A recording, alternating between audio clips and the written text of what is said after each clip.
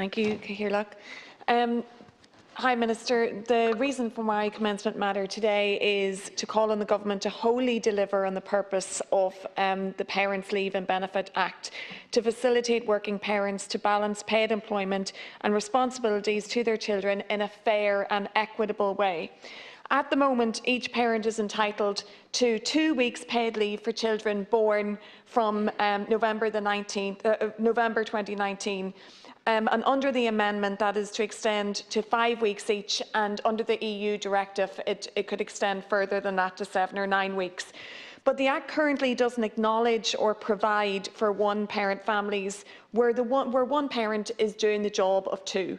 And that's 1 in 5 families in the country. It takes into consideration families that were two-parent families and where one parent dies, but not when they are alive, and which from an actuarial view is normally the case. So this legislation currently overlooks lone parents, and I feel that must be addressed.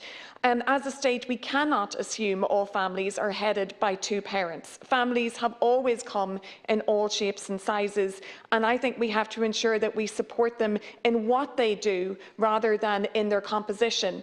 One-parent families doing the job of two parents should get the same amount of leave as two-parent families. The state should treat all families in a fair and equitable way.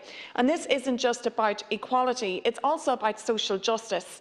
These parents are literally doing it all, parenting, working and everything else, but they're more vulnerable to hardship and poverty. So consistent poverty rates for one-parent families is 17.1% versus 5.5% for the population as a whole, and that's from 2019. And they're 5 times more likely to experience deprivation. And 86% of them we know are women. So they're more likely to return to work before their baby is 6 months old, and they're also less likely to be employment after 9 months because of childcare needs. And let's remember the part of this legislation's purpose is also to promote participation of mothers in the workplace. So that's another reason for this amendment. I think I understand how we got here, and I agree with what we're doing around trying to ensure sharing the care. Much of the focus of this legislation is about that and trying to make it more equal between men and women. Ireland has huge progress to make in that area and behavioural change. And when it comes to sharing duties between the sexes, as COVID has shown us. But I do think it is possible to support that objective and support one-parent families. So I've provided 2 options to the Minister for Children and to the committee, and they are that you could look at transferring the paid leave, and where that isn't an option, to provide additional leave for the relevant parent. And that's to ensure that we meet all the obligations and objectives of our legislation. So I sincerely hope, Minister, that we can find a workable solution to this, because for me, the state should recognise and value all families and all children equally. Thank you. Thank you, Senator. Minister. Thank you very much, Cathaoirleach, and I thank Senator Currie for raising this important issue and all her work in this area to date. It is very valued and very important. We are more conscious now than ever of balancing work and caring responsibilities and the burden that this places on working families. The COVID-19 pandemic has transformed our working lives and our home lives, enabling new ways of working which may eventually assist women who would otherwise have left the workforce due to family obligations to continue to further their careers. This is a particularly acute challenge for lone parents who tend to be women, as you have articulated. As Minister with responsibility for gender equality and for children, Minister O'Gorman recognises the importance of supporting all families. A broad range of family leave amendments have been developed in recent years, which are intended to provide support and options for parents in balancing their work obligations and their family life. Family leaves, combined with access to childcare, are very important in terms of ensuring that women remain as part of the workforce and can help prevent them from falling into the poverty cycle.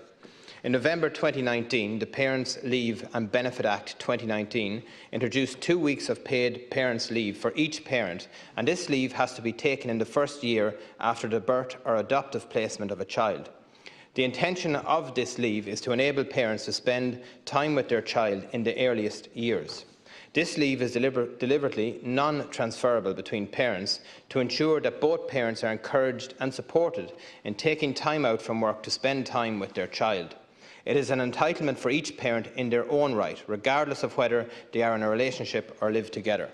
The Act was drafted in such a way as to comprehend the broad complexion of family life that exists and allows for an entitlement for the spouse, civil partner or cohabitant of the parent.